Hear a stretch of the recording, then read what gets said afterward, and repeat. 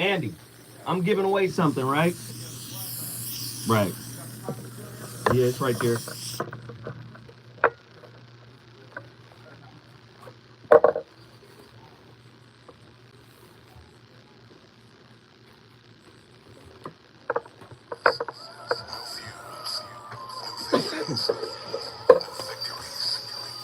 We're KBLA Talk 1580. And we're taking public medium black.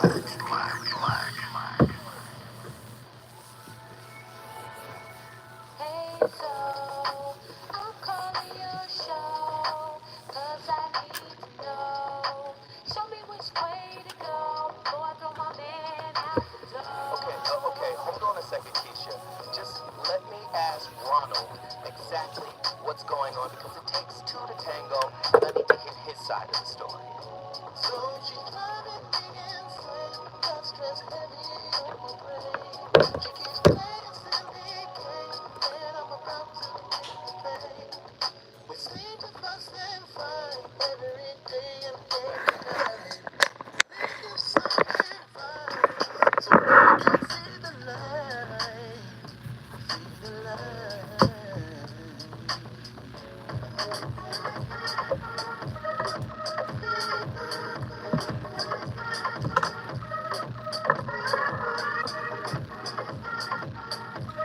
Arabia. This is me. This is this. Where's this one?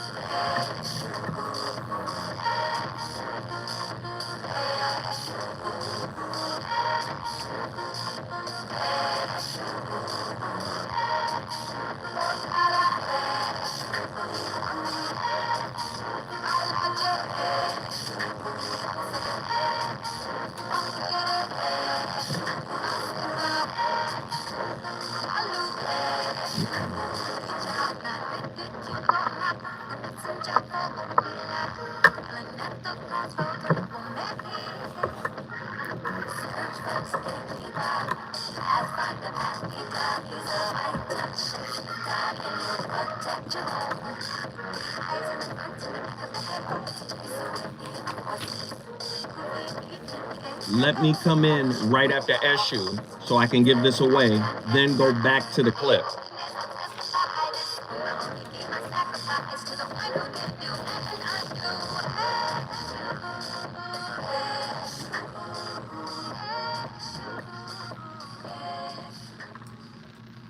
Ladies and gentlemen, the voice of reason back in the building. Your friend, your brother. Yes, indeed, the voice of reason, always on Hot Monkey Lava here at KBLA, live from Lamert Park, still on high from Juneteenth. I feel like giving away something. I feel generous. Listen, if you are one of the first two callers, well, if you're the second caller to be exact, if you're the second caller to call in right now, 1-800-920-1580, 1-800-920-1580. If you're the second caller right now, you win a KBLA Talk 1580 swag bag, an entrance into our exclusive party. Listen, swag bags are available right now for caller number 2. Caller number 2, can you call me right now? The number to dial, 1-800-920-1580. Issue of domestic violence. It is Awareness Month, and it impacts all communities. However, studies show black women are impacted at a higher rate than any other race or ethnicity. The Institute of Women's Policy Research shows some 31% of all women will experience domestic violence. For black women, that statistic more than 40%. One Knoxville woman shares her story of survival with 10 News reporter Jacinta Render. Jacinta? John, unfortunately, each year in the United States, 10 million people are estimated to experience domestic violence. I talked with one survivor who shared her story, hoping to inspire others to get out just like she did. I'm here today to say I survived it. Over 10 years ago, Tiffany got out of what she says was an abusive marriage. I experienced domestic violence, the mental and the physical abuse. The mother of 3 kids says the relationship did not start out that way. He spoiled me, he romanced me, he took care of me. The marriage took a turn for the worse during a hard time in her life. I can say right after my mother passed in 2006, everything started going well.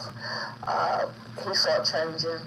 At that time, we was probably in a marriage for 5 or 6 years. Tiffany is not alone. 4 in 10 Black women will experience some form of abuse. The Family Justice Center says they've seen the impacts locally. We're definitely seeing a higher than representative percentage of the victims who come here for services are part of the Black community. There are several factors that contribute. Research shows Black women are less likely to turn in an abusive partner to law enforcement. Tiffany says after being married for 8 years, enough was enough. With help from the Family Justice Center, she is now a survivor. Justice Center really helped me a whole lot, but I can say I'm stronger than I was before. Tiffany hopes her story can inspire all women who are dealing with domestic violence to get help. Young girls, older, whatever the case may be, you're not by yourself. Ladies and gentlemen, this is going to be a doozy tonight. It is. We got to talk about it. Nobody wants to talk about it. But I'm going to talk about it. I don't have any fear. I have been abused and I've been abusive. Lay it on the table. I didn't treat the mother of my 2 oldest children right. I didn't treat the mother of my youngest son right. I've been psychologically abused. And that abusive lifestyle, how I was raised in Alden Park projects, became my normal.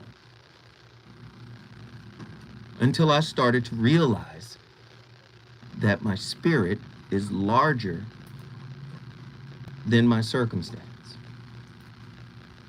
We got to have this conversation. I'm sorry. It's too much going on in the world right now with Black folk for us to not deal with this. Now, I already see the brothers in the chat room saying women are violent towards men too. This is a fact. But also, women are not violent towards men at the rate men are violent towards women. Let's just keep that in your back pocket. This is not about blaming. This is not about shaming. This is about educating ourselves on what's going on in our community. More than 40%, 4 out of every 10 Black women you meet will, have experienced intimate partner physical violence, intimate partner sexual violence, and or intimate partner stalking in their lives. 40%, brothers. Abuse in the Black community due to systemic racism, which affects our social structures as well as our policies. Both Black women and men experience domestic violence at higher rates than other communities. In fact, 45.1% of Black women experienced physical violence, sexual violence, and stalking from their intimate partner, while 40.1% of Black men experienced those abuses. On average, but I don't even want to go forget the stats. Let me give you the topic. To what extent has the image of Ike Turner, the renowned entertainer and musician, evolved into that of a mystical yet silent hero among modern day Black men? You see the meme everywhere. You see the Ike Turner meme everywhere, right? Let's be honest. We make a joke out of everything. We make everything funny. You see that Ike Turner meme everywhere. But Ike Turner is but one of the images we have apotheosized. Apotheosis, to raise to a God level. No disrespect to my brother Snoop, but let's look at the content of the music. No disrespect to my brother E40, but let's look at the content of the music. No disrespect to my brother Todd, Too Short, but let's look at the content of the music. No disrespect to Jay-Z, but let's look at the content of the music. No disrespect to 50. I love 50. He's one of my favorites. I picked 50 over Jay-Z. But let me say, let's look at the content of the music, right? Let's talk about the toxicity in the society that has raised, in my opinion, a dysfunctional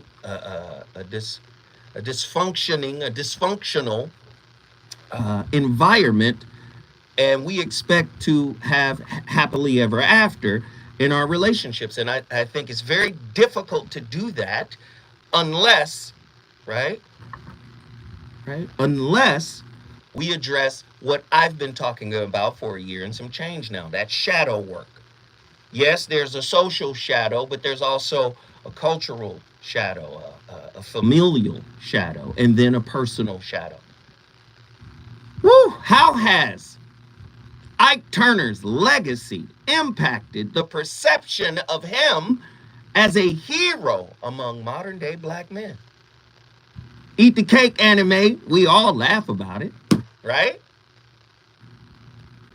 When it comes to domestic violence within intimate relationships, do black women really have nothing to fear from black men? Can we be honest? I want brothers to call in tonight and share that with me. And listen, everybody wants to get on the radio show and share their opinion as if their opinion is the standard. No, your opinion is not the standard. So somebody gonna call and be like, I'm a good man. I take care of my wife. I beat up anybody that disrespects me. Yes, brother. Thank you. Blessings to you and yours. But when we're looking at those numbers, 45.1% of black women have been stalked, beaten, verbally abused, emotionally abused, psychologically abused in their relationships. And then the reverse, 40.1% of black men have experienced the same. I'm saying we're doing it to each other, right? Then we look at the young brother, Ja Morant, and we'll condemn Ja Morant for being a product of what this society created. Back to Krishnamurti. It is no measure of health to be fully integrated into a sick society. This is what society produces in our community, right? Let's just be honest. Let's go deeper.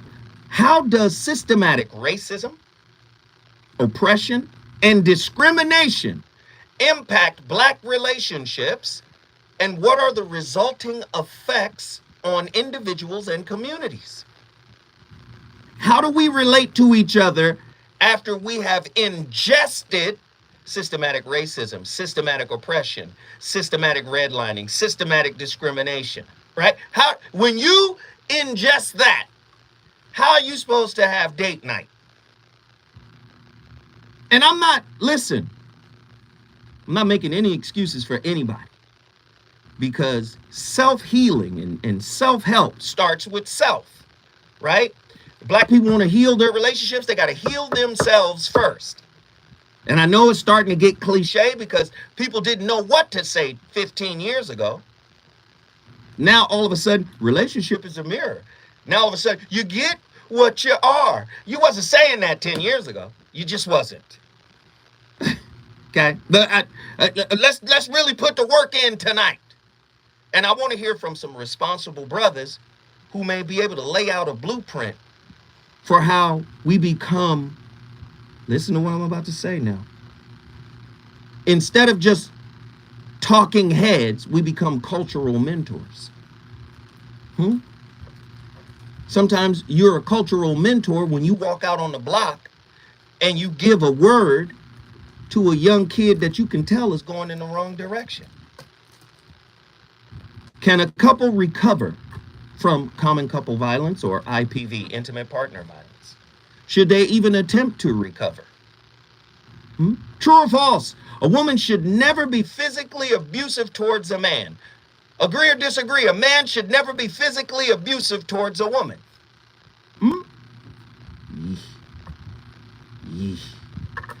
Agree or disagree? A woman who is physically abusive towards a man is asking to be abused.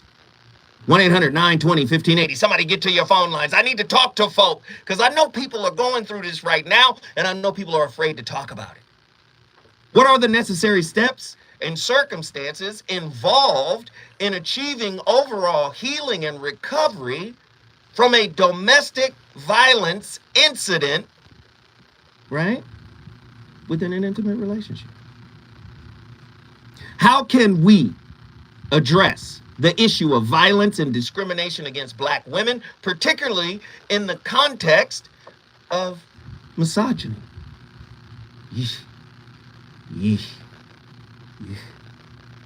Which is the intersection of racism and sexism.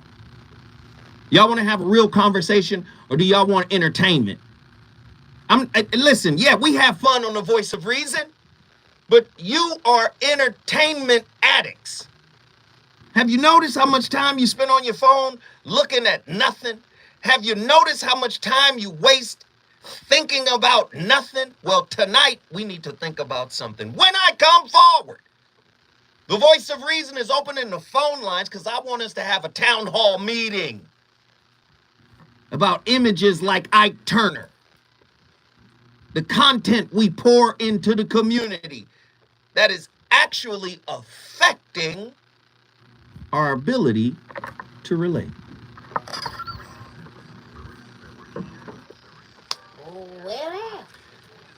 Yeah.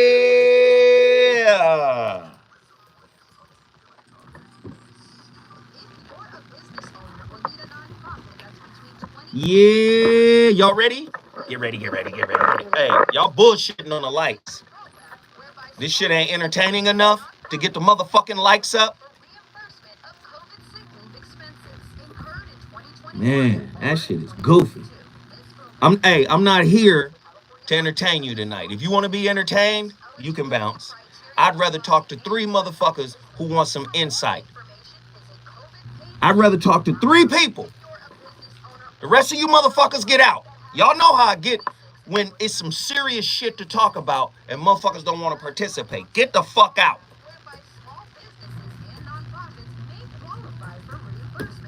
This ain't for playtime, my niggas.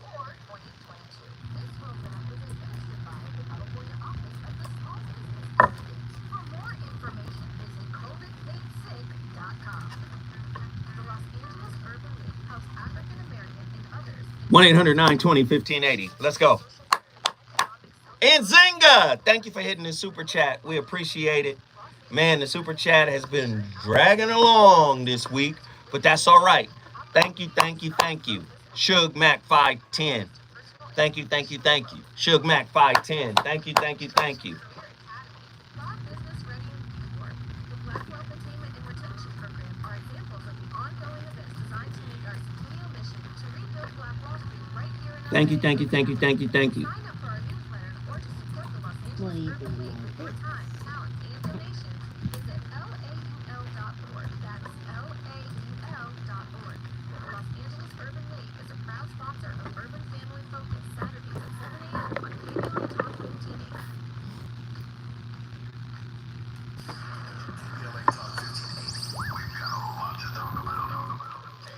Suge Mac 510. We at $9.99, 20 minutes in. I appreciate y'all. Whatever y'all can do. Whatever y'all can do on the super chat, please support the super chat. Also,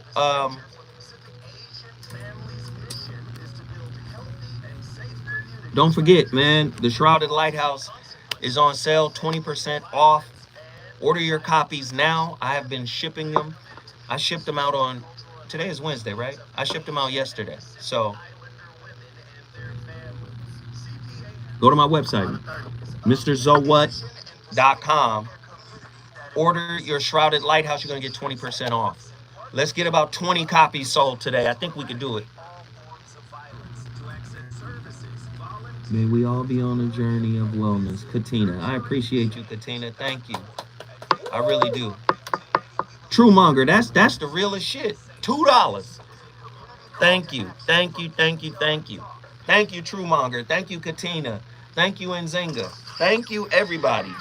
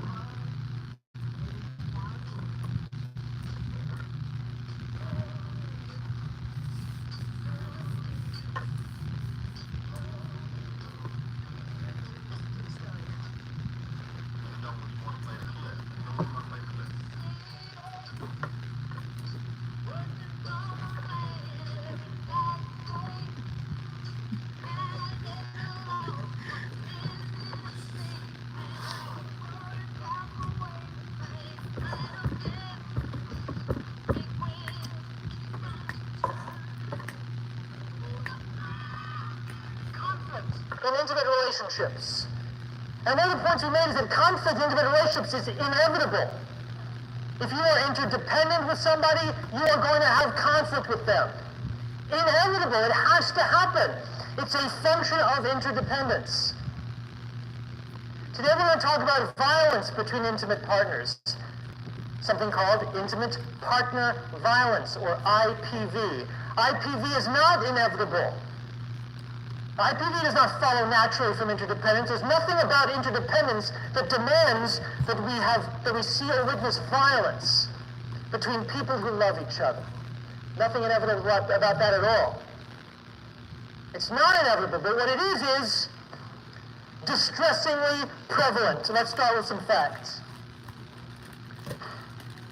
1 to 4 million women are assaulted by a male partner every year, and that's in the United States only. And you might say, hey, Dr. Carney, 1 to 4 million, that's a big range. You can't settle on a number in there? No, you can't. And why not? Because this is not an event that is reported very accurately or widely.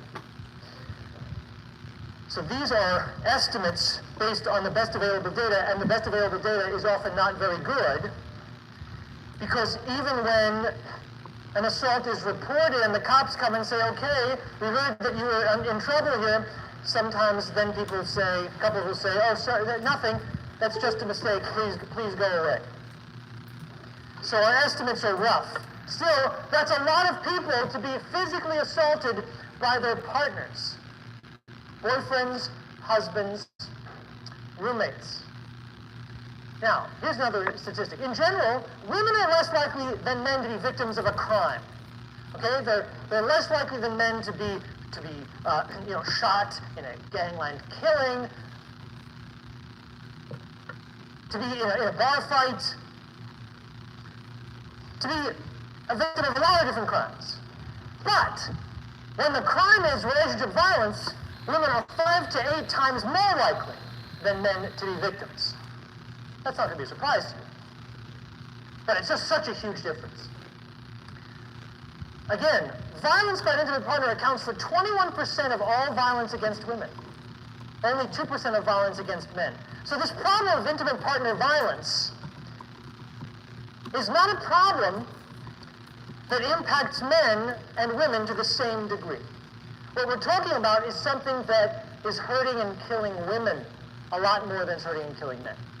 Men, only 2% of all violence against men is committed by their partner. So if you're a man and you're in a relationship, and unless you're a nervous guy, you're thinking, I wonder where violence in my life is going to come from, chances are it's not going to come from your partner. And if you don't know who that is talking, allow me to introduce him to you. This is a guy I've been following for years. And by the way, that clip is 13 years old. So I'm sure the stats have shifted since then. But the guy that's talking, right? This is Professor Carney, Benjamin Carney, who PhD, who is a professor at the University of California, Los Angeles, aka UCLA. Right? For the past 25 years, Dr. Carney has been studying change and stability in intimate relationships, especially in the early years of marriage. Right? His research is focused on the ways that stress external to a couple can facilitate or constrain cognitive and behavioral processes of the relationship or of relationship maintenance. In other words, you're going to be stressed and it's going to be difficult to maintain the relationship. His research relies on longitudinal data, measures, multi-level modeling, and observational coding of couple interactions. To address these issues, his ongoing longitudinal research is examining Latinx, Black, and white newlywed couples, Latinx, Black, white, and newlywed couples from low-income neighborhoods. I just need you guys to understand, like, a lot of us have some misnomers about domestic violence. Well, it's since OJ. OJ shifted the whole paradigm, right? Most people don't know that domestic violence has tiers.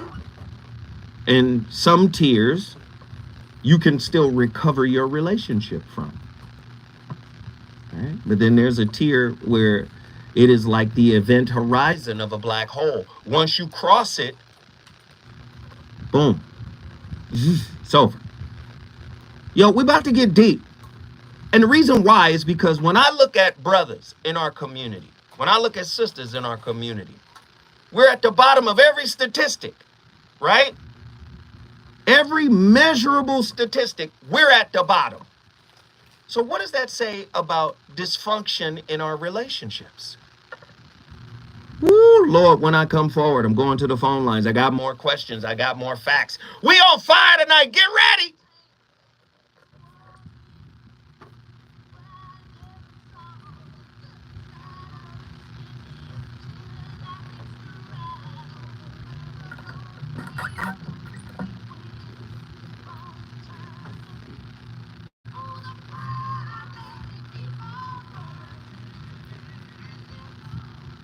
Roll it. Roll it.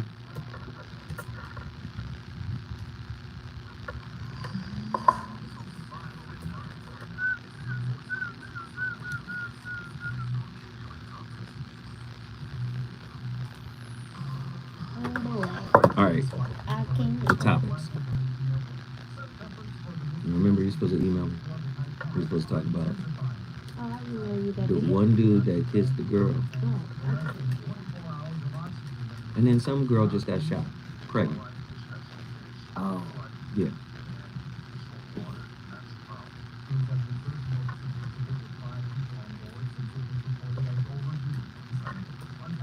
What up, Mozambique? Hey, man, we're doing a good job. We're at $34.99. I appreciate everybody for tapping in.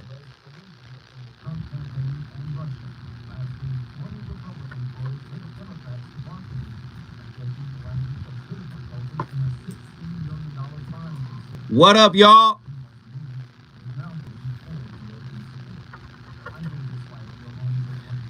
Ain't there some goofy ass websites out there? There's some goofy ass sites out there where brothers is talking about killing sisters. If there are any sisters in here who know of these websites, who know of whatever they talk about, please let it be known.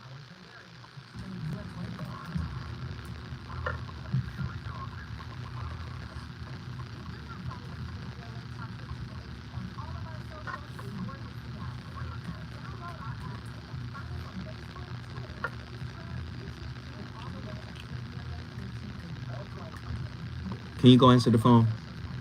Because Andy is not there.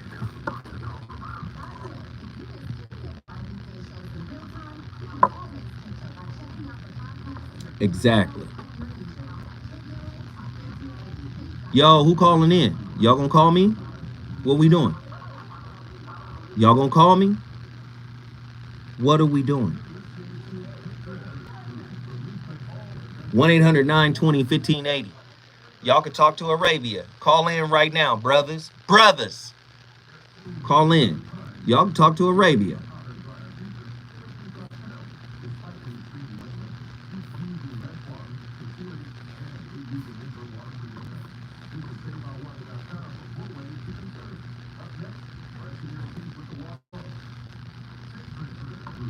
Attila, I can't pull in every point.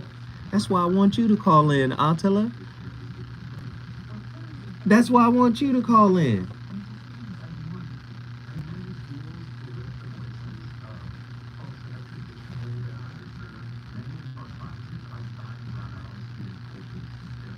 Nazarene, Cleveland, Oakland, Atlanta. Where y'all at? Call in. Just call in. Fuck it.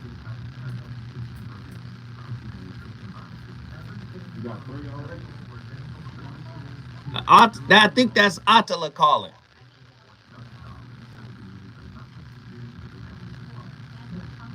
I think that's Oh shit.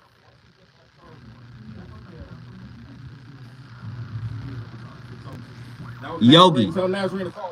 Hey, call back in, Nazarene. Yogi Fish, you gotta call in, bro. How come you can't talk, Xylan? I appreciate the super chat, though. The super chat, we need help. This week has been a struggle, y'all. Did we spend all our money on Juneteenth barbecue? I understand.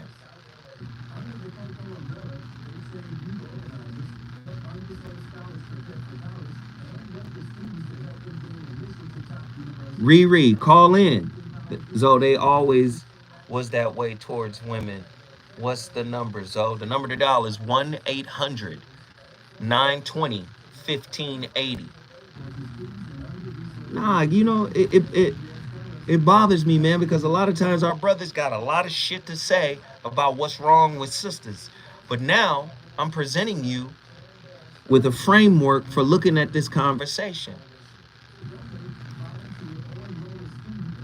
It goes all the way back, man. We glorified the Mac. Did we not?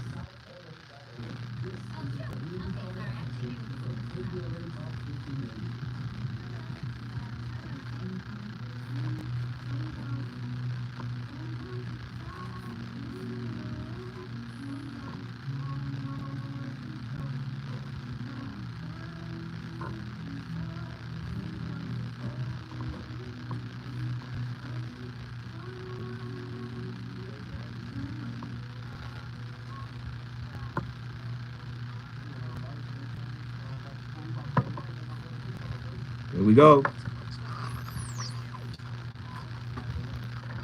On the 22nd.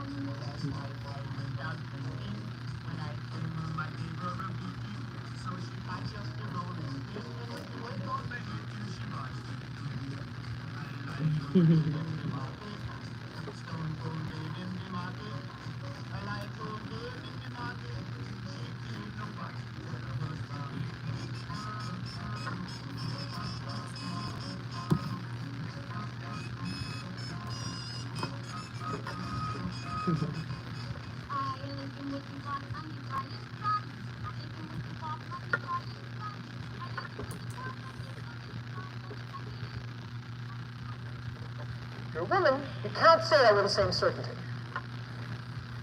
And finally, according to the United States Department of Justice, 33%, that's 1 out of 3. 1/3 of all women who are murdered, 1/3 of all murders against women are committed by that woman's intimate partner. 1 out of 3. That's extraordinary. It's extraordinary.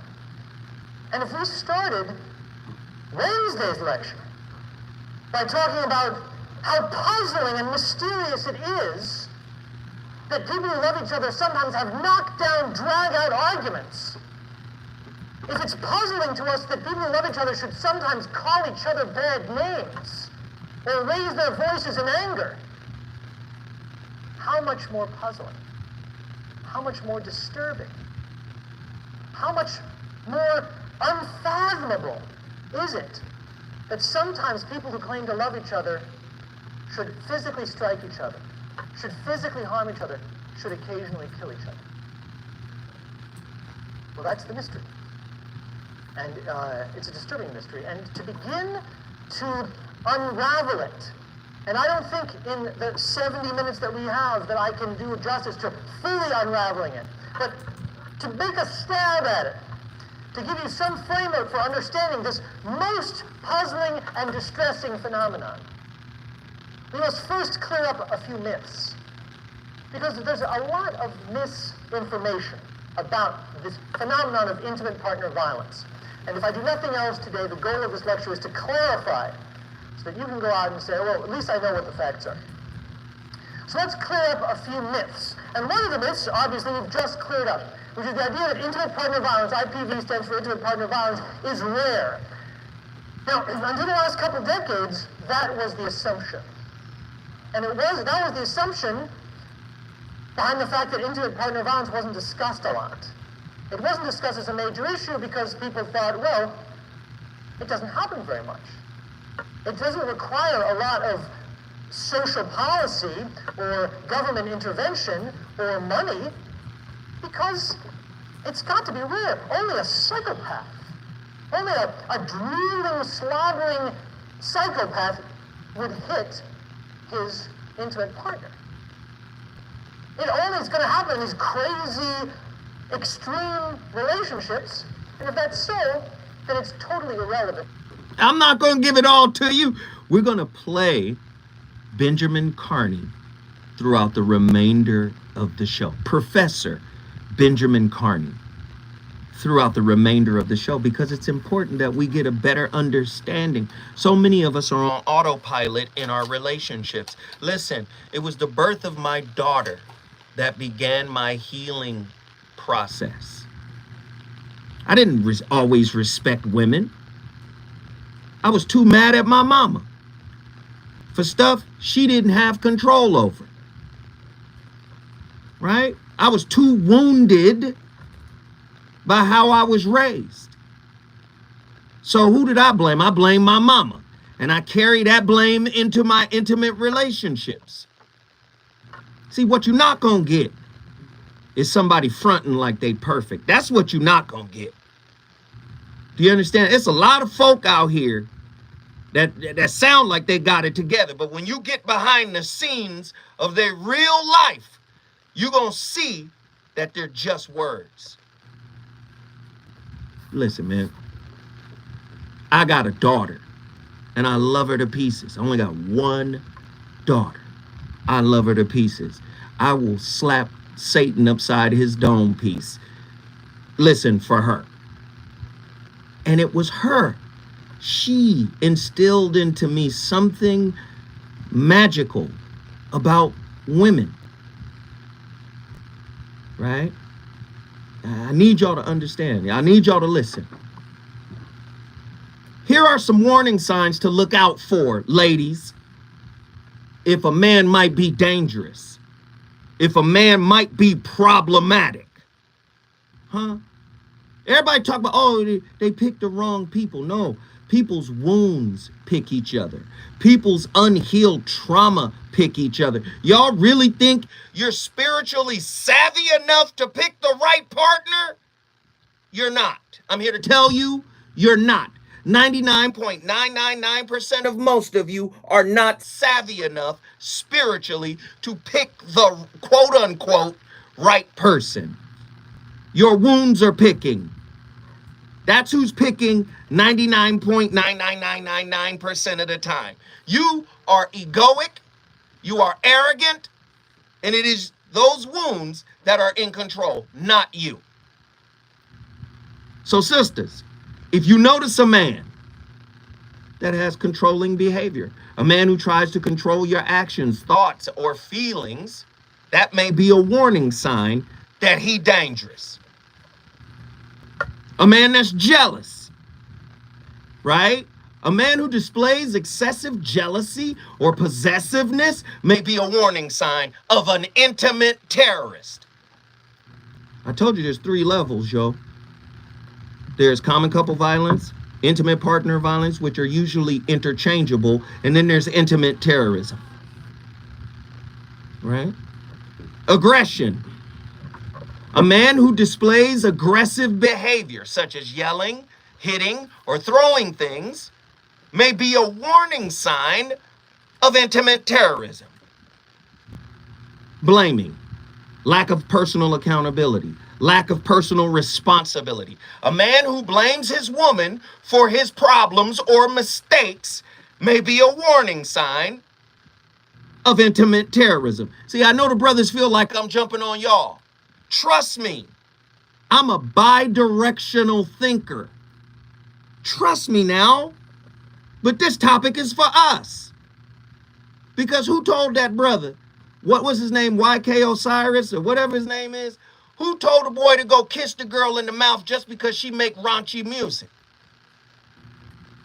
Y'all heard about that, right? Huh? The raunchy music lady? Well, I guess because she makes raunchy music. Sukiyana, right? Well, you know, I guess she put herself out there. Now, that was an invitation for me. No, it's not. You poorly raised, brother. Do you understand? Aggression. A man who displays aggressive behavior such as yelling, hitting, or throwing things may be a warning sign of an intimate terrorist. Blaming. A man who blames his woman for his mistakes that's a warning sign of intimate terrorism. Isolation. A man who tries to isolate you from your friends, family, or support network may be a warning sign of intimate terrorism. I'm just talking about what we do, brothers. I'm on the ground with you. I'm talking about what we do, brothers. If we real men, we gonna call out the brothers that are on that mess, right? When I come forward, I'm going to the phone lines. I'm turned up. Let's go.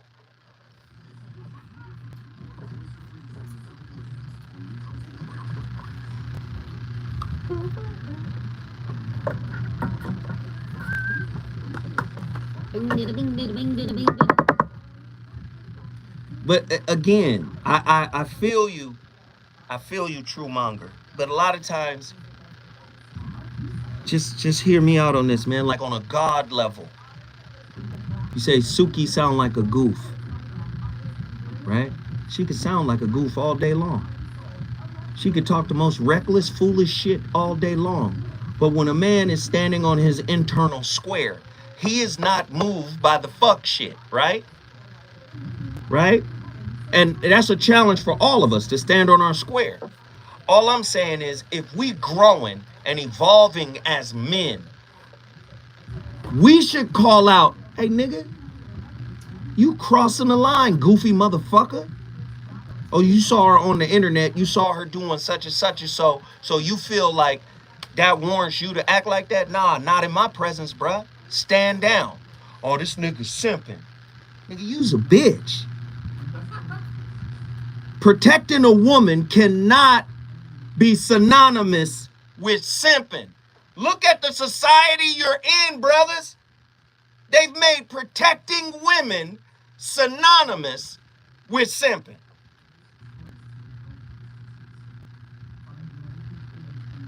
So you can say, well, look at her character.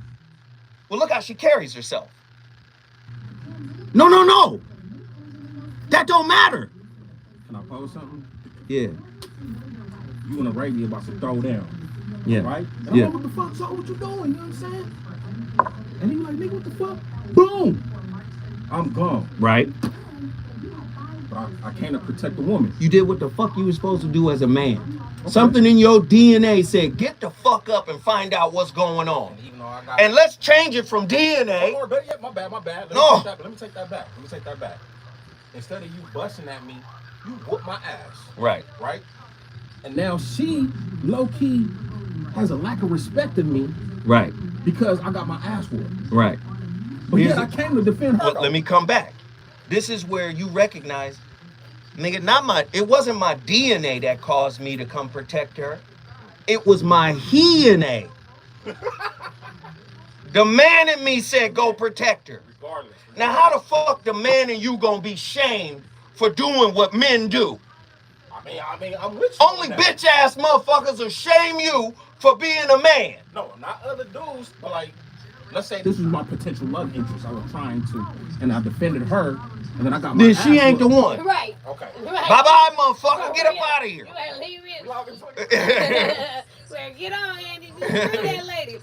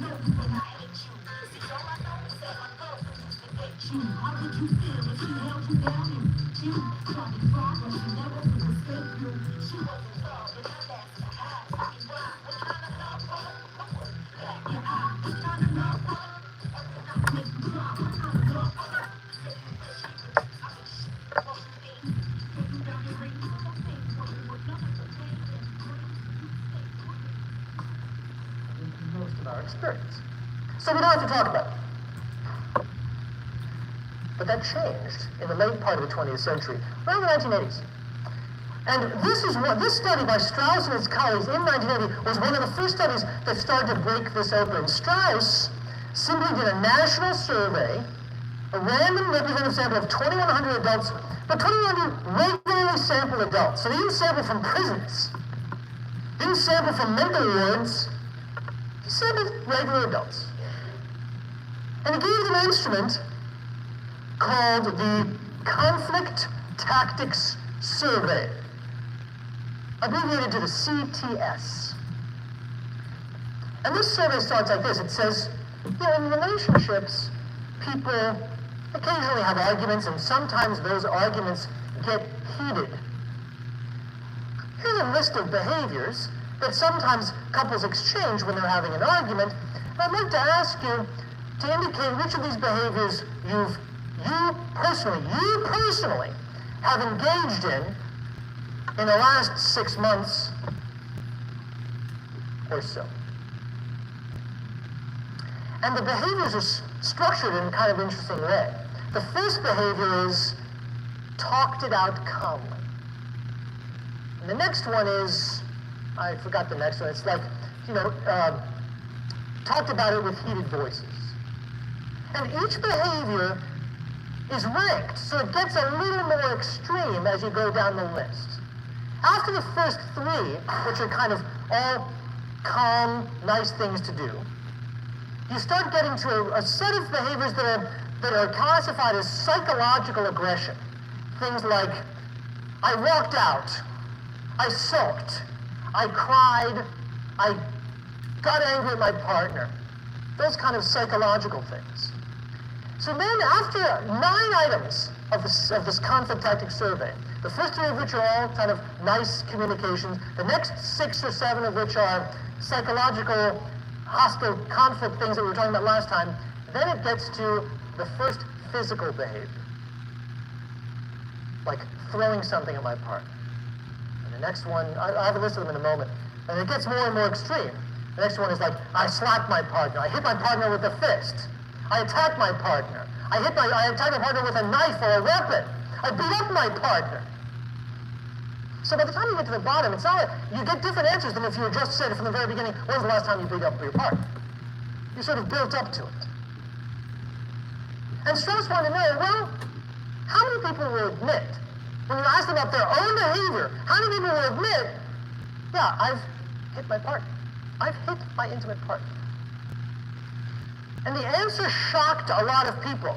12% of husbands admitted to engaging in some kind of physical act. That means 12% of husbands said to some kind of physical behavior, or from the weakest to the most extreme, you just lumped them all together and found that 1 in 10, over 1 in 10 in the United States? Well, that was astounding. I mean, something that accounts for, I'm thinking about it even in this room. 1 in 10? That's not a rare or extreme behavior. That's something that's a major part of people's lives, if 1 in 10 people are engaging in it. And that's has to be an underestimate. Because Woo. Oh, Benjamin Carney from UCLA is cooking. Welcome back to the Voice of Reason. We turned up tonight. Tonight's topic. I mean, look at the tapestry I'm painting. From Krishnamurti, it is no measure of health to be fully integrated into a sick society.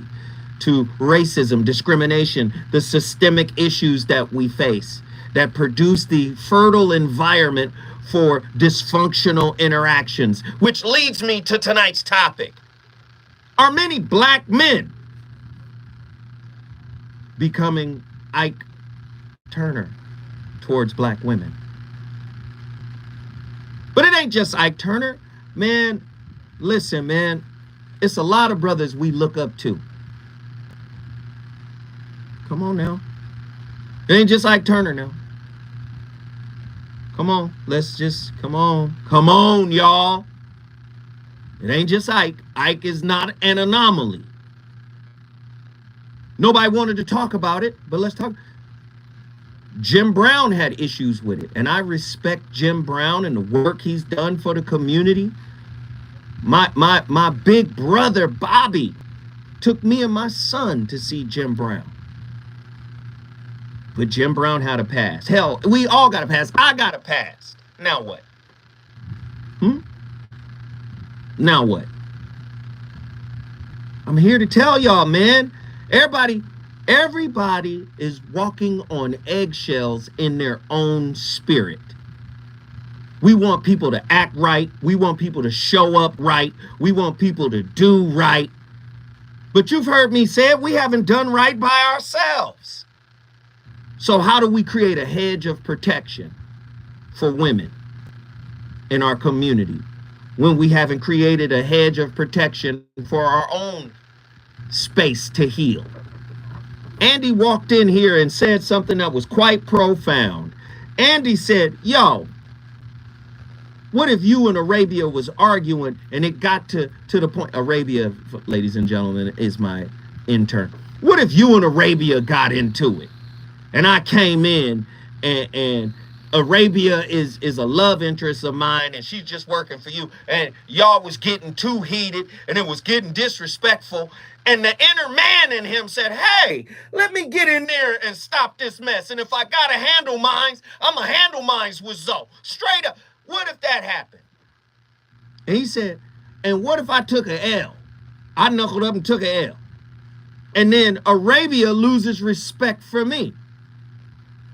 I said, first off, it was your DNA that called you to go protect.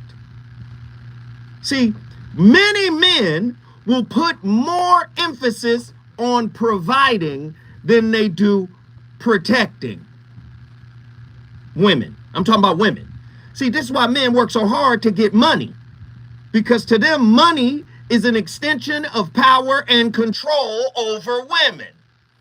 That's how many men think now. Are we going to tell the truth tonight? What are we doing? Right? Power. I have to be able to control her. because I haven't been able to control me. So if I get the money and I can fulfill all her wishes and desires, she got to do what I say. That's many men, right? I said, man, that's your inner DNA. And I said, we're not going to call it DNA no more. When men protect women, it's called he-na. That's when your manhood steps up. And we live in a society today that has turned protecting women into simping. Oh, he just a simp. He trying to get sex from her. He trying to get with her. He trying to win her favor. No. The million, billion-year-old genetic strand in me that says I'm a man made me stand up and protect a woman who was in distress. He-na, not DNA. Huh? I know brothers don't want to hear it tonight, but if we're having a real conversation, do we not glorify many men? We glorified the Shaft, or well, not Shaft. We did glorify Shaft. We glorified the Mac. We glorified Dolomite. No disrespect. No disrespect. We glorify all of the misogynistic characters and entertainers. We glorify them, don't we? Don't we want to be like them? Because they got money and they got power over women, right?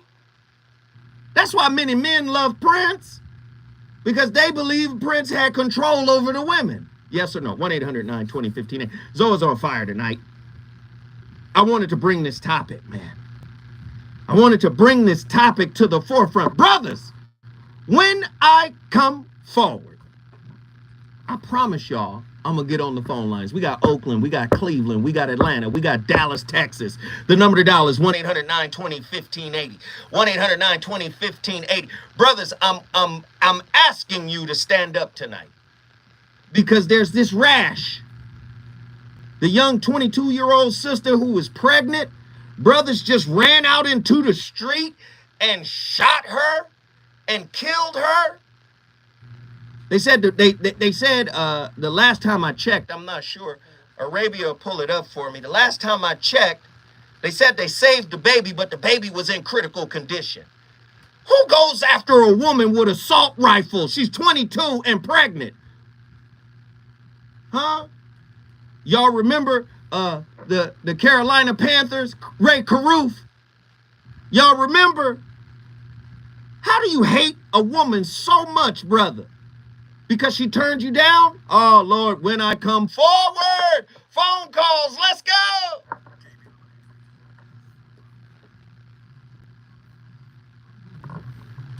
I emailed them to you. Huh? I emailed them to you, but you saw them already. Take your email. I saw the email. Okay, so here we go. Don't switch. Here we go. YK Osiris attempts to kiss Sukihana. Did she like it? Pregnant woman shot in New Orleans. Shooters were aiming for her boyfriend, but they got hurt. Was he in the car?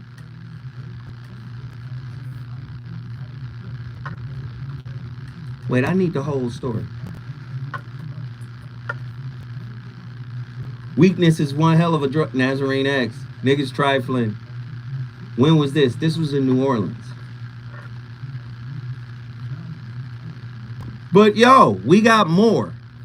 I want you to go to this one right here. Every 5 hours. Here we go. Instagram. I want you to go to Instagram. I love black men, but if y'all think Sukihana being assaulted is cool, that's messed up for real.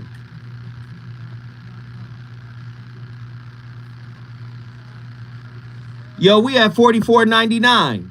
I guess brothers didn't like this topic. Instagram? Yeah. I'm trying to wait for this link to pop up. My internet acting slow too. So it's not me. No, mine. Okay. So the website is Protect Black Women and Girls, or Instagram, Protect Black Women and Girls. Or is it or it's Protect Black Women and Girls? Us. Us. US. Yeah. Okay.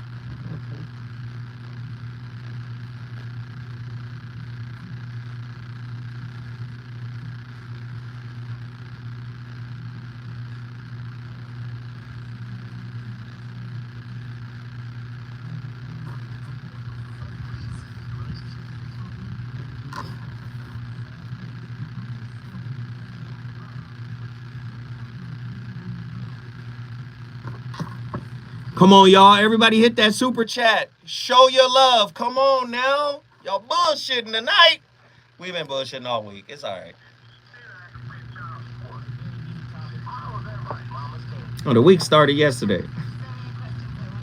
The week here.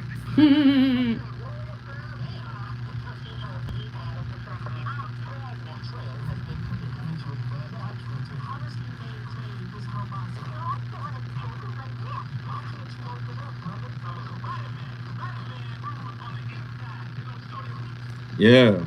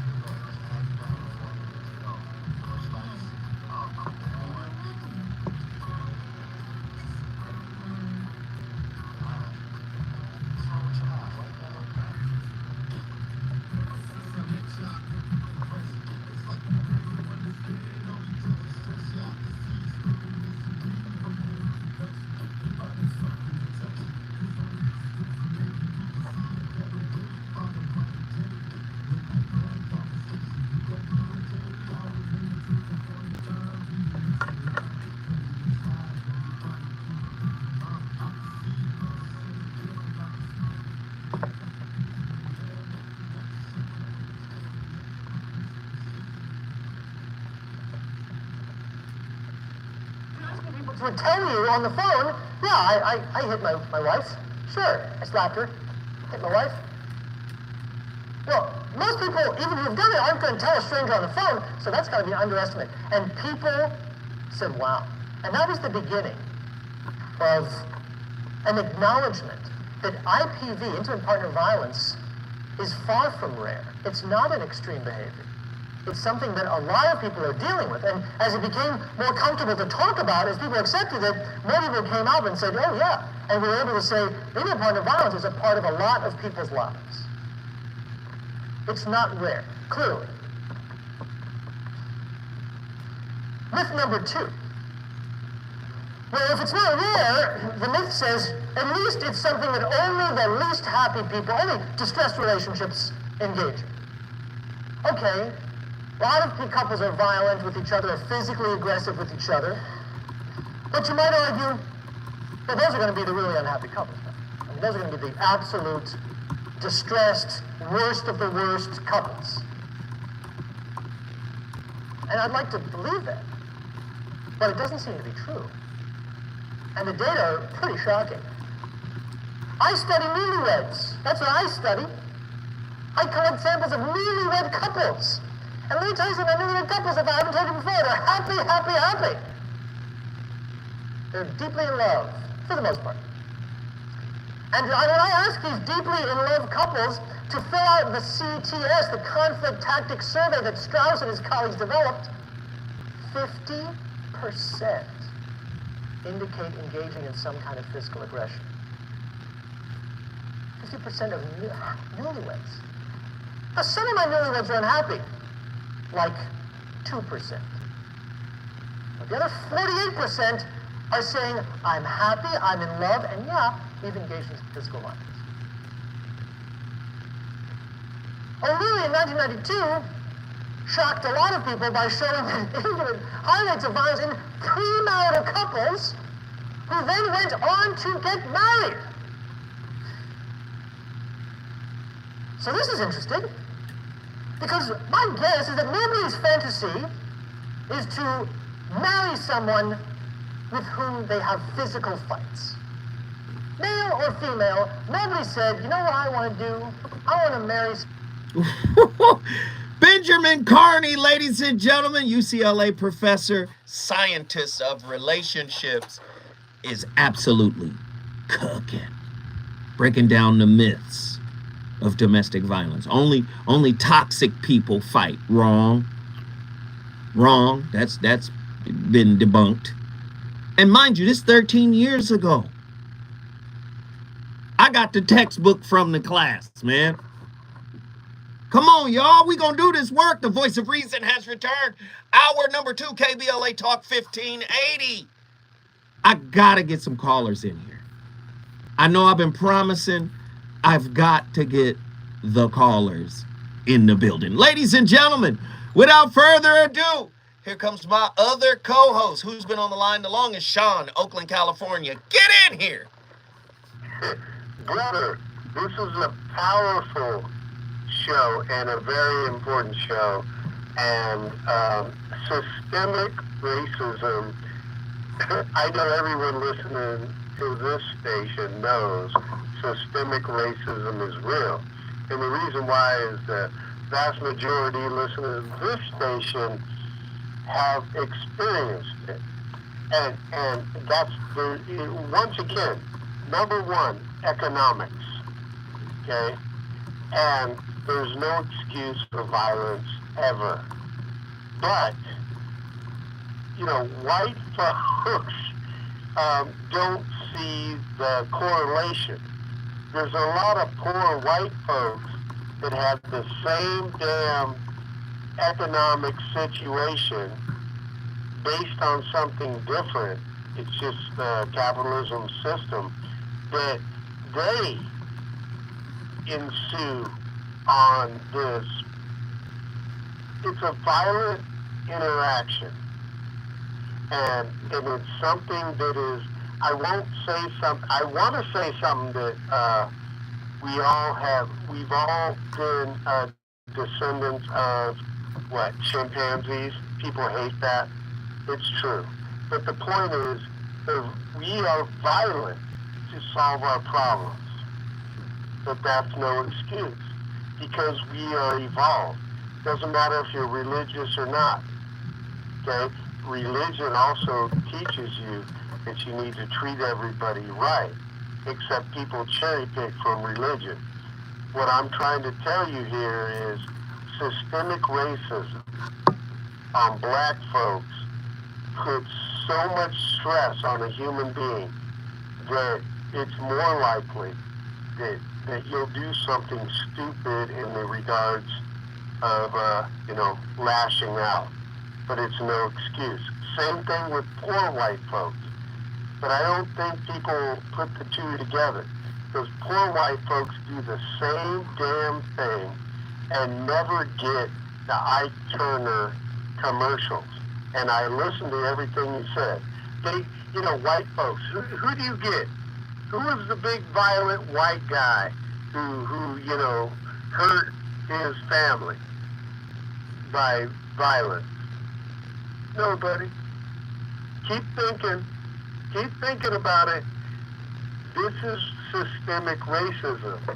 Ike Turner was a guy who did what he did, but so many more in the majority in numbers of white folks have done exactly what that dude did and have no consequences.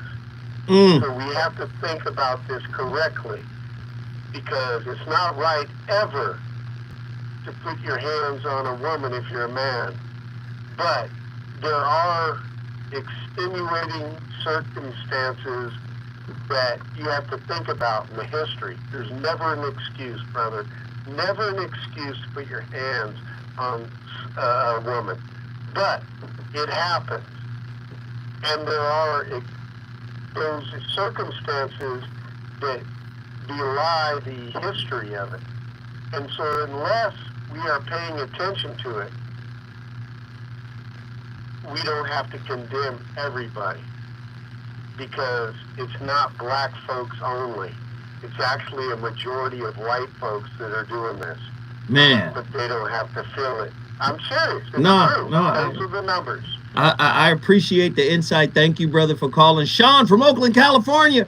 He brought his city in the building. If you want to bring your city in the building, all you got to do is call me at 1-800-920-1580. When we come forward, more from the callers, more from the stats and facts, more from Benjamin Carney. We on fire tonight, KBLA. We got a lot to talk about.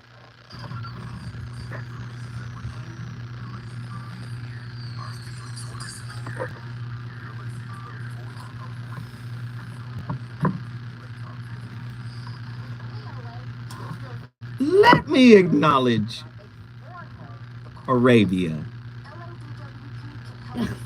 She has not been talking. Normally she be having a whole conversation. And you tell them. And then look at this video right here. I'll be on the air. Look at this video. Do you see this? I'll be like. Then you hear the video, the phone go off. Ooh, excuse me.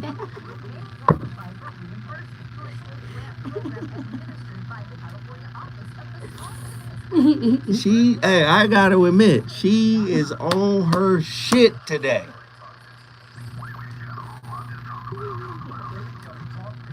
She on her shit today. Have y'all motherfuckers heard? Has Arabia run around this table yet and be like, and I'm telling you something else, you bet 100, I'ma shoot 100. If you bet 100, I'm gonna shoot 100. Have you seen that? Have you seen Gangsta Skate? You ain't seen none of that shit today. She on her shit today, boy. She is on her. Arabia! Good job. Shit.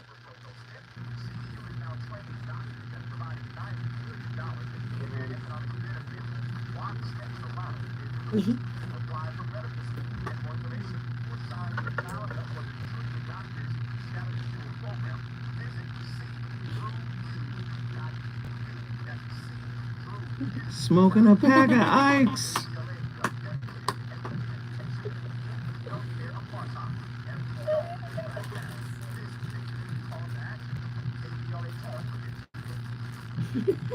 Snacks.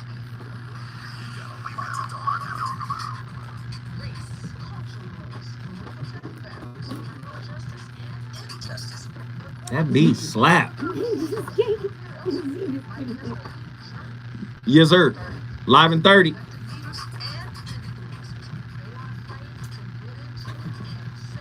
That instrumental's stupid.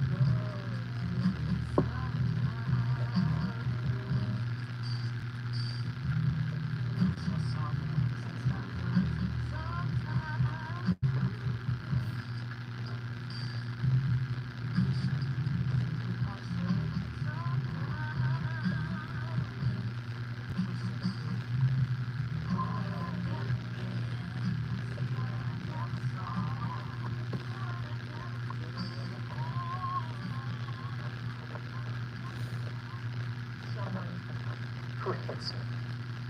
It just isn't part of anyone's dreams. For good reason. And yet, O'Leary took a sample of couples who were engaged, and he asked them to fill out the CTS, the Conflict Tactics Survey. And he found high rates of these engaged couples saying, yeah, we have recently engaged in physical violence when having a fight. And then he found them over time, found that most of those couples got married. They were engaged, and they still got married, even though they were engaged in physical violence. Well, that means something's going on here. Something mysterious is going on. Because if you aren't, and it's, you know, it may be mysterious to you or not, depending on your own experience with intimate partner violence. And I'm not assuming that this room is somehow immune from that experience. The myth is the idea then that you can say, yes, we have fought, and then on the next page say, and I am very happy with this person. The question is, how can that be? How can that be? Well, what kind of fighting are we talking about here? One of the reactions to this work was, you know what, there's a problem with the question. There's a problem with the CTS. And let me tell you, the Conflict Tactics Survey is one of the most hated measures in all of family research. Because one of the ways you can criticize the measure, many ways. One way is you've only asked people about what behaviors they've engaged in. You haven't asked people about the impact of those behaviors. You haven't asked those people to talk about, you know, like, oh, well, did you get bruised? Were you hospitalized? Or were you just sort of slapping each other around? You've watched the television show Seinfeld. Yes? No? Seinfeld? Seinfeld, you know, Jerry Seinfeld and George and the other guy. Wait till we get to the next piece. Oh my goodness, man. That's UCLA professor, scientist of relationships, Benjamin Carney, PhD. And he is putting on a show tonight. And I hope you guys are getting something from what he's sharing. Benjamin Carney is a professor of social psychology at the University of California, Los Angeles, and an adjunct behavioral scientist at the Rand Corporation. He is an expert on interpersonal relationships, especially marriage, and has done extensive research on how relationship processes and interactions are considered or are constrained or enhanced by the context in which they take place. In other words, the environment. This has included research on marriages in the military, funded by the Department of Defense, and currently focuses on marriages in lower income populations, fueled by the National Institute of Child Health and Human Development. Before I get back to the phone calls, really quickly, Sean was saying, and I understood Sean's point. This is just a fact check real quick. Sean's point was, we're human beings, and humans are by definition flawed and violent. And he used the example that we come from apes. Technically speaking, we do not come from apes. It's just that we and apes share a common ancestor. So that answer, we branched off. We're not apes. But I'm just saying, we didn't come from them. It would be crazy for them and us to be existing here at the same time, and they are our predecessors. Yeah, but I understood what he was saying, though. I felt the spirit of what he was saying. We have a common ancestor. But yes, and you'll hear Benjamin Carney make the same point that Sean made, which is violence is ubiquitous throughout human interaction. We've seen babies fight, and I know y'all see those videos of old people fighting in slow motion, knocking each other down with misses. We've seen that. So violence is ubiquitous within the human experience, right? So I just wanted to point that out. And that was the point that Sean was making. I just wanted to add a little bit more context and clarity to what he was saying. Ray from Cleveland, Georgia, get in here. Hey, how are you? How are you, Ray? Talk to us tonight. What do you think about tonight's topic? What are your feelings? What's going on inside? I love the speaker you got going. When I called in, it was about, women on men abuse, men on women abuse, and I got a story to share. Well, let's hear it. About a guy from Indiana. He, was pinned with kids, and his old lady has a serious drinking problem, you know, maybe close to a gallon a day of liquor drinking. And, you know, she'll catch him when he's not looking, kind of hitting him with bottles, and he's gotten stitches a couple times, and it's getting really bad. But, you know, if he goes, then those kids are going to suffer terribly, you know. And so he's kind of pinned in that situation.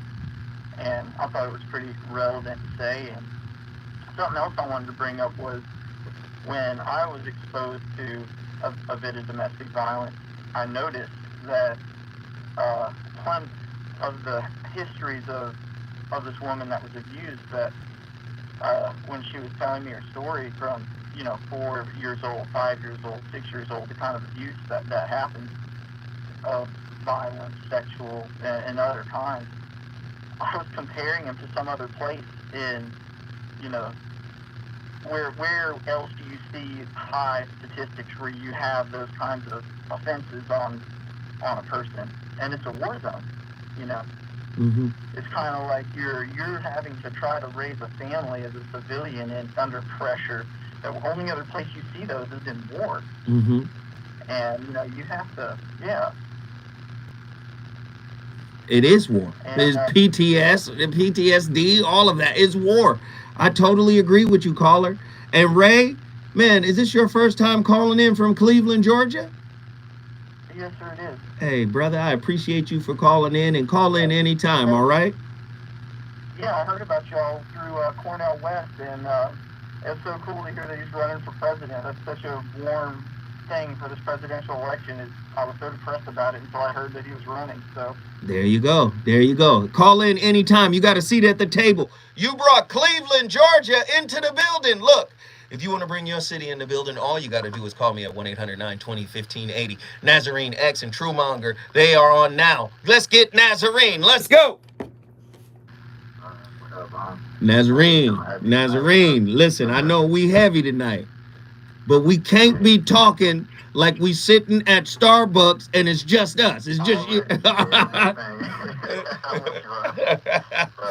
man, the last consideration I had, and again, man, it's just a sad situation in terms of the whole of what we're dealing with. First point is, you know, personally, and I understand where it comes from, but I never personally identified with idolizing Ike Turner as an image like that. You know what I'm saying? So I understand a lot of people, in terms, especially when we talk about music, I think the influence is more so on the so-called black exploitation, you know, pimp, player, Mac type thing. But I think the subtle part in terms of dealing with women is the macking. You know what I'm saying? Like, I think that's where it might have, you know, really penetrated our minds. Because I don't know any brothers that really thought it was cool to lay hands on a woman for no reason.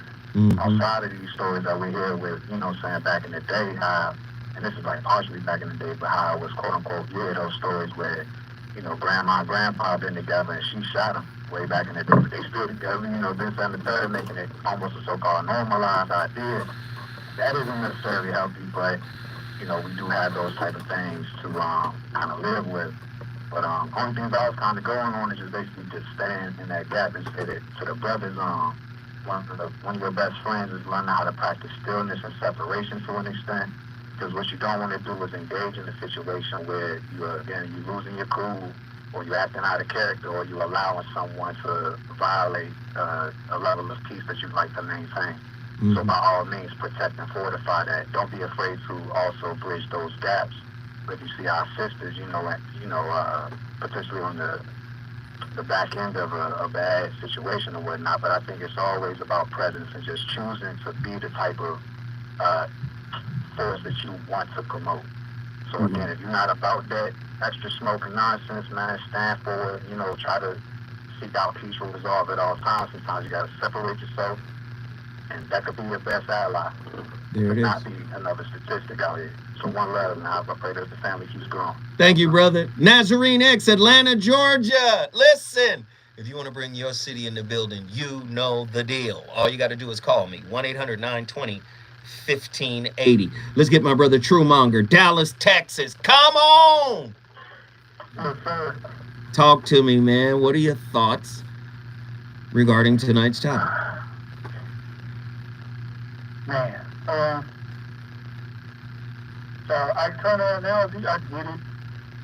Well, as you people based off the movie because none of us saw what really happened. So it could have been exaggerated, it could have been far worse than what we saw in that movie. But there's really no excuse. I get tired of hearing men make excuses for how they treat women. I don't care what they portray in music or what characters they play on TV and whatnot. At the end of the day, they're still a human being. Treat them how you want to be treated. Let me give you an example, True. You know I like to go back and forth with you. Right. You hip with the city girls, right? Yeah, I'm familiar. All right. So everybody, I done seen memes of people dragging them. Basically saying, you came out with this Tatiana culture in your music, but y'all trying to get wifed up. Y'all living the lifestyle of wives. Y'all being taken care of, but your records are contradictory to that fact, right? And I'm saying, okay, that's fair. That's a fair call out. But when was the last time you called out Too Short? He married with a wife, right? Or E40. He was like there are gangster rap. Snoop is married and faithful, right? Jay-Z married. Everybody living that life. But when was the last time you seen the culture call out the men for doing the exact same thing and have been doing the exact same thing for longer than the women have? What are your thoughts? They rarely don't because it sounds cool on record. But people need to learn how. People still don't know how to separate reality from fantasy. Most of the stuff they talk about on those records, they don't live that out. They tell stories. Woo! And they know people will be fools enough to continue to buy into it. But nobody's telling. If you had anybody around you that gave you any kind of sense, you know not to treat people like that. Hey, True. You know how. True, stay with me. I gotta come forward, but stay with me. Don't leave. True is cooking right now. When we come forward, more from the phone lines. We on fire for show.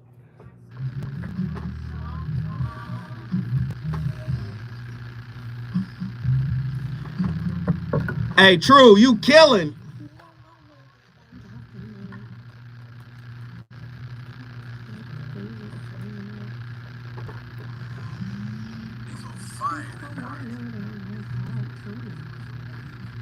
What y'all think about tonight's topic?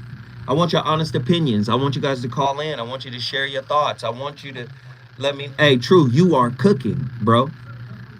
I don't hand out the chef's hat lightly. You are cooking.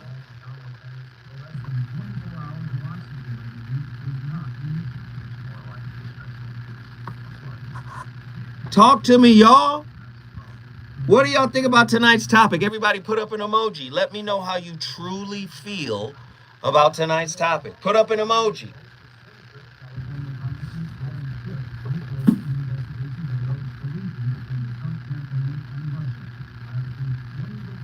Now see?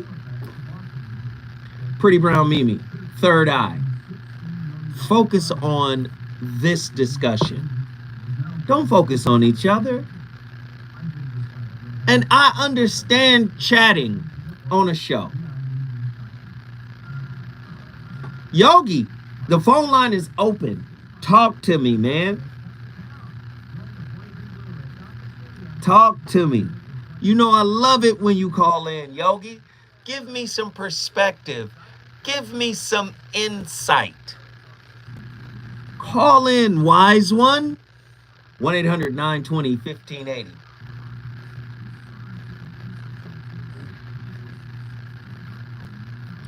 I got space for you, Yogi.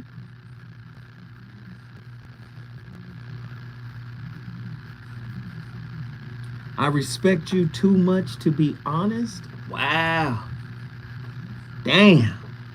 That's some respect right there. Tonight's topic is heavy. Great stuff for show.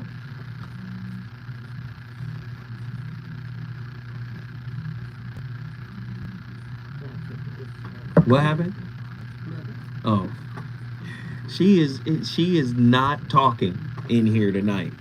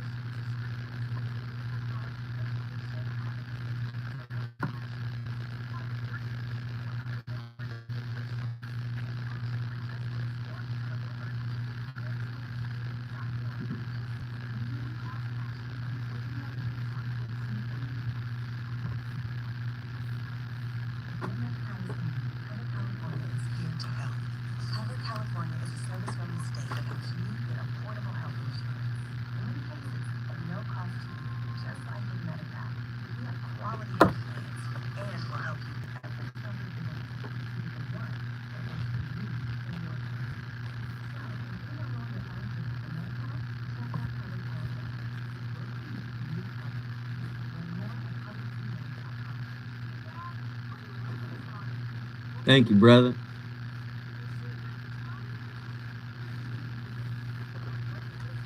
Thank you, thank you, thank you. I'm doing the work.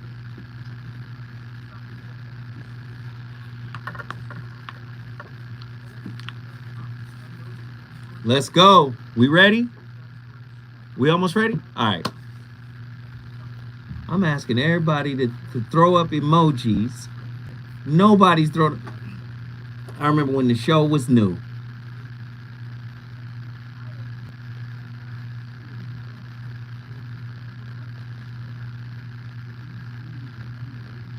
I'm focused, but I'm indifferent to this topic. Yeah, that's too bad. Ah, that is just too bad.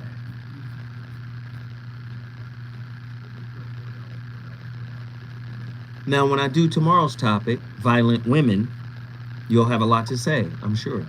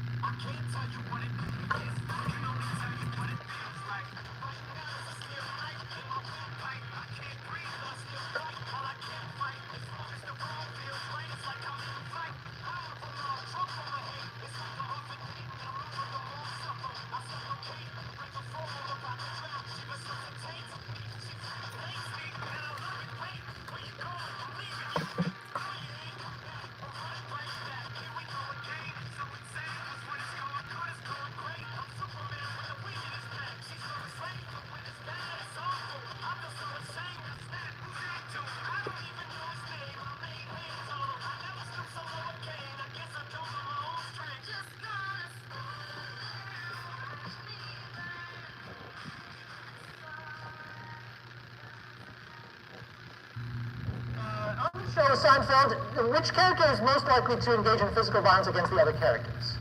That would be Elaine, Luke. Exactly right. Elaine, the female character. And what kind of violence? You know, so Jerry's like, oh, I have something to say. And she's like, get out, push. And she pushes. And then you ask on the CTS, so when's the last time you pushed your spouse? Well, yesterday. But that doesn't mean that Jerry's going to hospital. On the other hand, if Jerry pushed Elaine, which she doesn't do very often, there'd be a different impact. So there's been a lot of criticism of the CTS. The other thing is, if you group together all the people who report any physical violence at all, you're grouping together people who say, yeah, I beat up my spouse, versus people who say, yeah, I pushed my spouse. And those might be different things. Let's take a look at what this data tends to look like. So now this is from some data that was collected in Tom Bradbury's lab, that I collected for Tom back when I was a graduate student many years ago. So these are the physical violence items on the CTS that I was telling you about. So you can see how they're ranked. Through something, that counts. Through something, even if I didn't throw it at you, it counts. Why? Because it's saying that I'm capable of doing violence to you. It's a very physically threatening act. If I take a plate and I throw it on the ground, well, I could have thrown it at you. So it counts as a physically aggressive act. Now we get to push, grab, and shove, then slap, a little bit more extreme, kick, bite, and hit is more extreme. Hit or try to hit. Not sure what the difference is between this hit and that hit. Beat up spouse, threaten with a knife or a gun, and use a knife or a gun. Well, you can see that this stuff here is very extreme and quite rare in the happy newlyweds that we're studying. It's not that it never happens, even in happy newlyweds, but it's rare. Yes, what's your name? Melissa.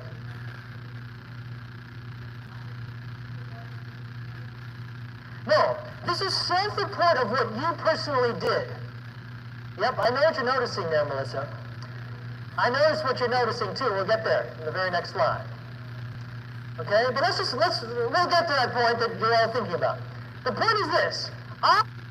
So that's a UCLA lecture. That's actually in the classroom where he's interfacing. You know, Benjamin Carney, PhD, is interfacing with the students. And he's showing slides. And based off of the data from the CTS, what the CTS is saying is women are more violent than men. Right? In other words, more of it happens at their hand. But what he's also explaining is the CTS doesn't account for impact, which is why they don't like it. So, although a woman pushing a man, he used Seinfeld's Elaine pushing somebody. According to the CTS, the act of pushing somebody is a form of aggression and violence.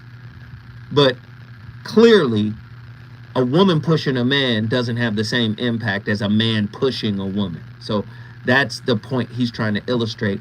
And although women are more likely to commit moderate violence in a relationship, the severe stuff, the life-ending stuff, the majority of that happens from men to women.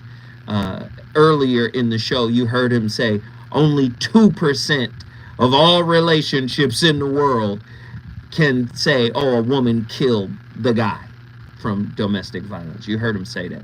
Now, keep in mind, this is a lecture that we've been going through from 13 years ago, 2010. All right, so, or just pay attention to that. All right, let's get Truemonger back on here. Truemeezy, please finish your thought, my good brother, because you were cooking. Yes, sir. You know, speaking on how people don't know reality from fantasy, and then a lot of the songs that you were describing earlier. Mm-hmm. Man, yeah, it's a lot of foul language, but that's where comprehension comes in. A lot of times, songs they're just talking, coming around, and many of those songs they're describing the characteristics of a woman, how they may act or things they may do to get what they want. And some are speaking on their experiences with certain individuals, and then that people on the outside looking in think they're talking about all women, which that's never the case. Right. Because a lot of men be quick to say SSD and say I love my mama. But well, we have double standards though. We treat our mamas and aunties and nieces and daughters. We treat them different than we treat the women we date. So let's not let's there is a double standard there, true. Right, there is. But at the same time, if somebody was treating their mama or their auntie that way, they'd be the first one to be trying to fight. But they turn around and treat the woman they're with exactly like the woman in the wreck. Exactly. Can't do that. I mean, at some point, if you had, like I said, if you had anybody around you that taught you in the sense, reality from fantasy, treat people how you want to be treated, not to force yourself on anybody. I don't care what they're putting in you. That's I don't right. care what kind of character they play on TV or whatever. That's right. You know better. Yep. There's no excuse for that. And I get irritated when men make an excuse for it. Oh, if she didn't want nobody to treat her like that, she should be talking about it in her songs. She should be acting like that in videos. I'm like, dude, she's playing a character. That's right. But you got to remember, most people don't know they're playing a character. My son goes to Auburn. He's from California. Everybody on the team. So what are the Bloods and Crips like? They feel like most people don't know these guys are not really what they are or what they look like, what they feel like on records. As soon as he goes to Auburn, they go, oh yeah, what gang you in, and what set their set, where you live, and the set you from, and whoa, it's not that. You understand? I got a daddy and a mama that got my back. We ain't in the streets like that. Do you get what I'm saying? I get it. Well, brother True, I appreciate it, man. I got to push. We're getting close to the end. Thank you for tapping in. Thank you for the insight, man. Thank you. Let's keep it going. We got callers. Who's been on the longest? Attila, Houston, Texas. Get in here. What up, Bob? How are you? I'm alive and well, turned up. You see me. Yes. Okay, so I'm going to say this real quick. So have you seen, various generations of my family, women in my family deal with abuse? I'll say this. I feel like the abuse is still the same, right? So, it's bi-directional, meaning, man on woman, woman on man. But the reasons behind it is a lot different. Even discussing stuff with my grandmother, I'm like, you said it, all that? But, the dysfunction is still there. So, to me, the issue is more so I guess you could say, the spiritual implications behind why we feud and why we have the disagreements that we have. I think if we can get down to that, so we can solve a lot of this. Attila, stay with me. We finna come forward. But, you got to finish. I need more. Houston, Texas is on fire. Attila, she's going to keep it on fire when we come forward. There's more.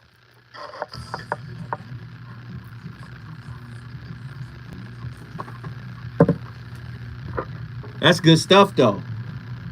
That's good stuff. Violent for different reasons. That's deep. When we come forward, Attila, wrap us up with it. Part of this is on us and the company we keep, lady. Ooh.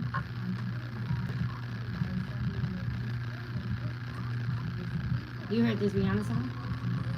What Rihanna song? I don't be listening to Rihanna.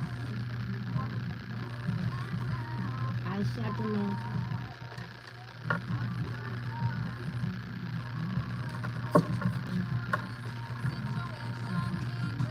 Oh yeah, I remember that. That's a few years ago, right? 12 years ago.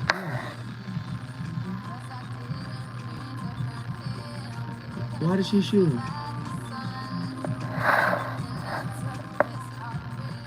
Your whole computer is in front of the camera. You don't care. I'm sorry. But what is that song about? She shot him in the middle of the street.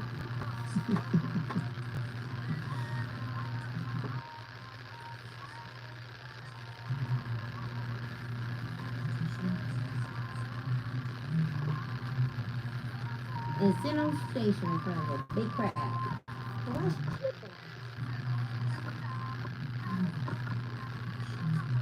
All right, guys. Keep your points concise.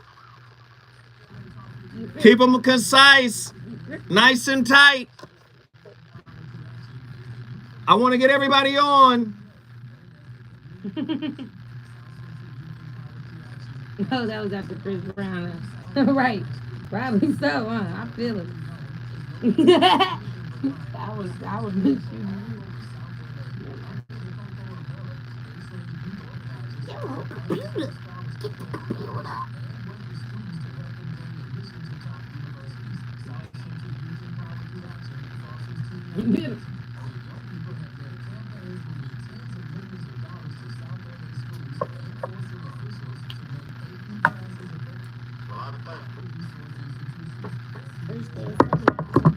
I wish Yogi would call in and share that story.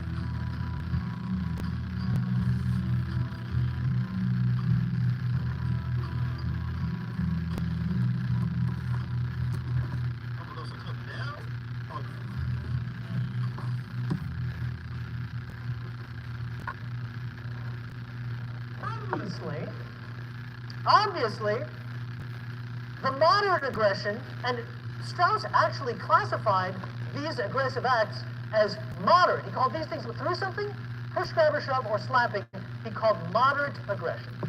Everything above that, he called severe aggression. Well, there's a lot more moderate aggression than severe aggression. Yes, there is. But there's a lot of severe aggression.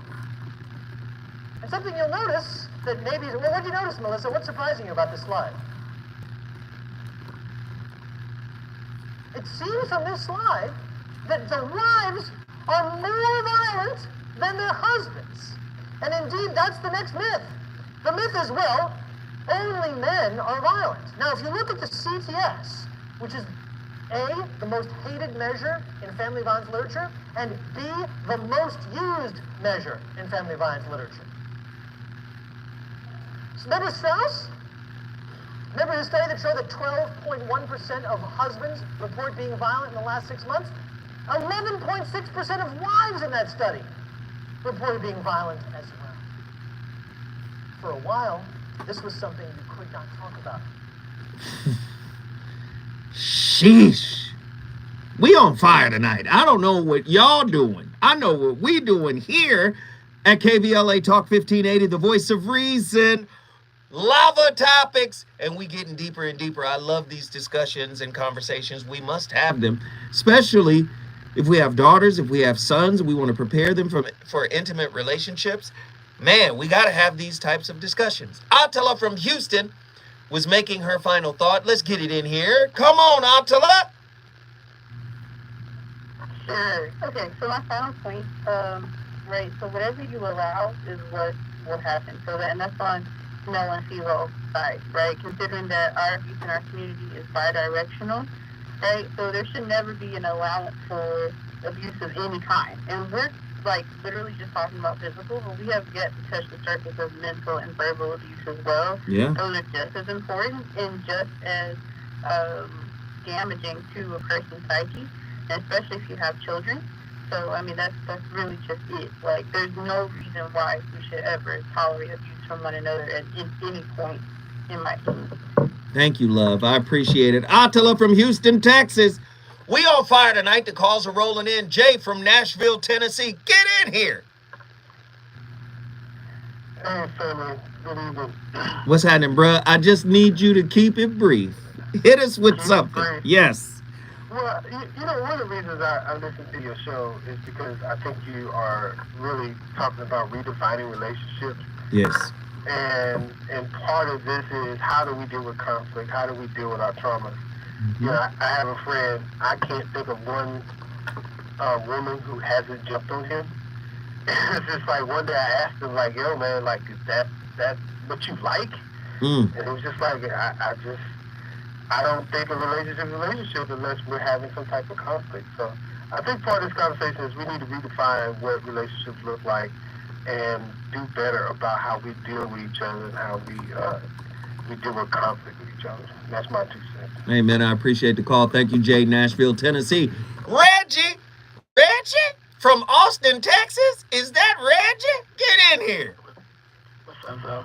Man, just to comment on what the last caller said, I think violence is a reaction to some unfulfilled way of expressing yourself. We only allowed to have only a couple of emotions. Either we're allowed to be hypersexual, or we're just allowed to be strong and silent as men. I mean, I'm just, speaking in generalizations, but I think if men learn how to express themselves, how to have emotions that aren't fear-based, and relationships that aren't fear-based, and expectations that aren't fear-based, then I think the violence will stop. It's a wheel of emotions, and you should express every one of them.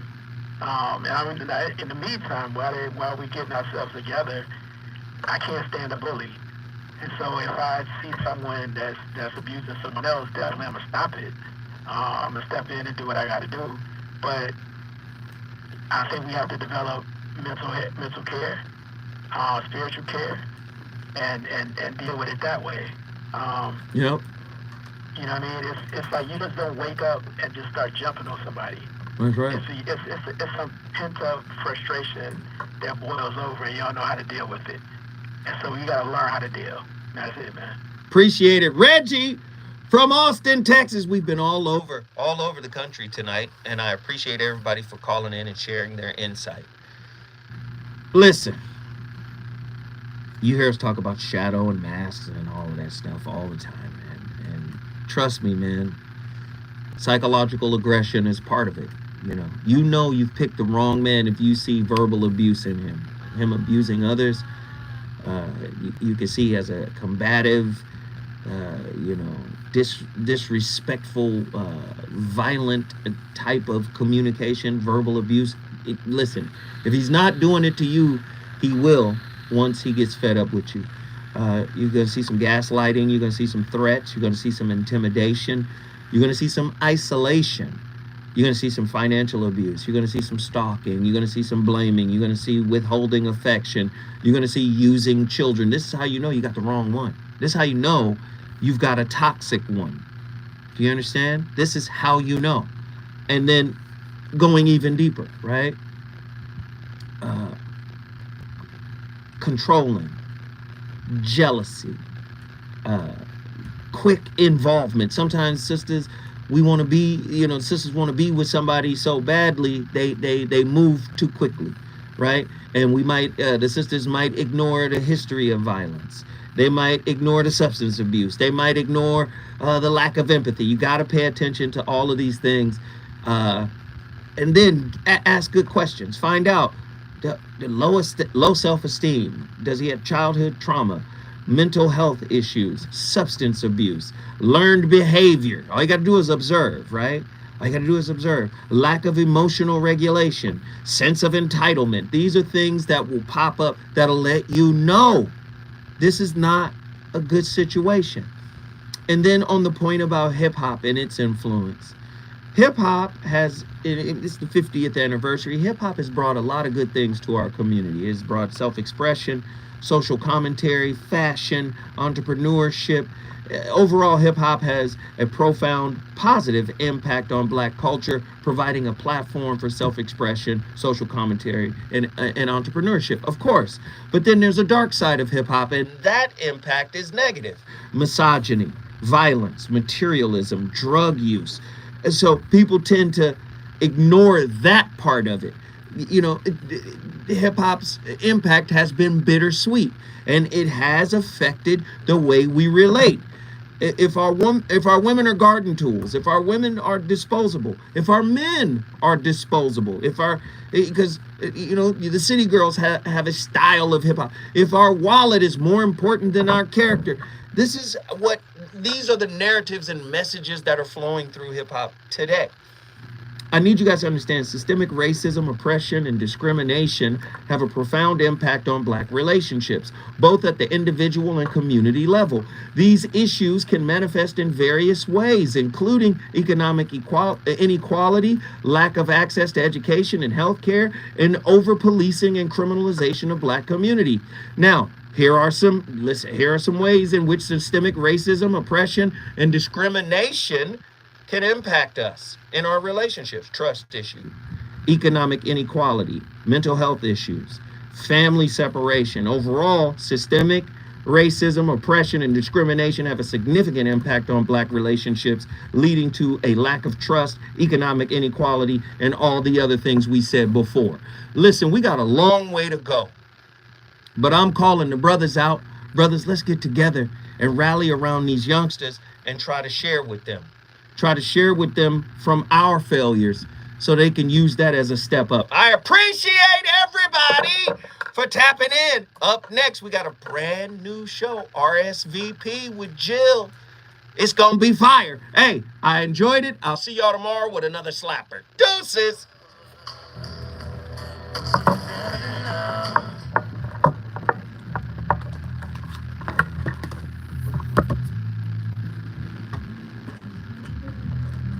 Fire stuff. Good stuff, y'all. Appreciate y'all. Thank y'all for tapping in. Great show. Hello. Hey. How are you? Good to see you.